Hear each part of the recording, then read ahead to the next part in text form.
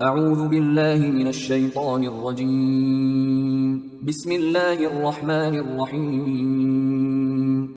سورہ فاطر آیات نمبر 19 تا 28 میں تنبیہ کہ ایمان لانے والے اور منکرین برابر نہیں ہو سکتے۔ رسول کا کام صرف اللہ کا پیغام پہنچا دینا ہے۔ اس سے پہلے بھی لوگ اپنے رسولوں کو جھٹلاتے رہے ہیں۔ اللہ نے اس دنیا میں پھل، پہاڑ، انسان اور جانوروں کو مختلف رنگوں اور مختلف قسموں میں پیدا کیا۔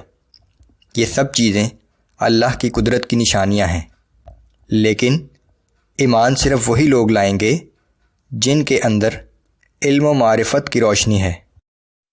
اعوذ باللہ من الشیطان الرجیم وما يستوي الاعمى والبصیر ولا الظلمات ولا النور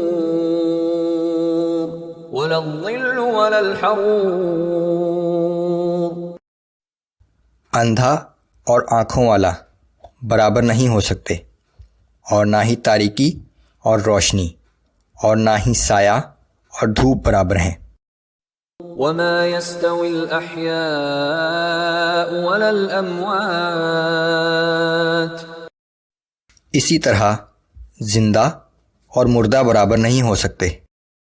ان اللہ يسمع من يشاء وما انت بمسمع من في القبور۔ اللہ جسے چاہتا ہے سننے کی توفیق دے دیتا ہے، مگر اے پیغمبر صلی اللہ علیہ وآلہ وسلم، آپ ان لوگوں کو نہیں سنا سکتے جو قبروں میں مدفون ہیں۔ کفر پر اصرار کرنے والوں کو مردہ شخص سے تشبیہ دی گئی ہے۔ ان انت الا نذیر۔ آپ کی ذمہ داری تو صرف یہ ہے کہ لوگوں کو عذاب جہنم سے خبردار کر دیں۔ انا ارسلناک بالحق بشیرا ونذیرا۔ یقیناً ہم ہی نے آپ کو دین حق دے کر جنت کی خوشخبری سنانے والا اور جہنم سے ڈرانے والا بنا کر بھیجا ہے۔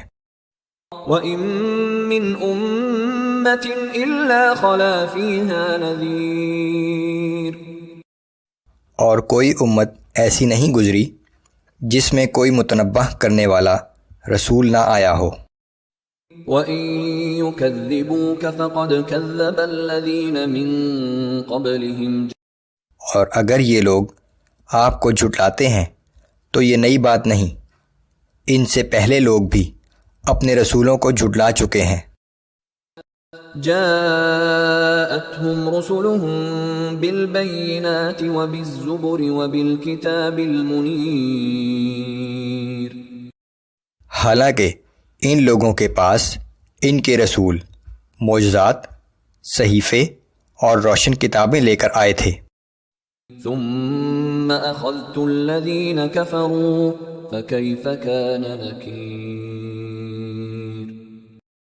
پھر ہم نے ان لوگوں کو جو کفر کے مرتکب ہوئے تھے پکڑ لیا، سو دیکھ لو کیسی سخت تھی ہماری سزا۔